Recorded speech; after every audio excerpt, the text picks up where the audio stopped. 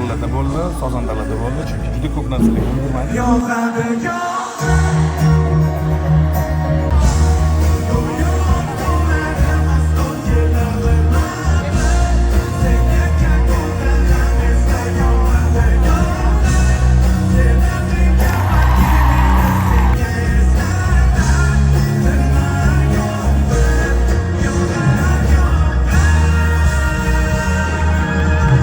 Shahriyor bilan bir duet tarona yozishimiz kerak edi. U taronani bir necha yillar avval o'qib qo'ygandik. Birlashtirgan holda kuylaymiz sani shu sahnada degan.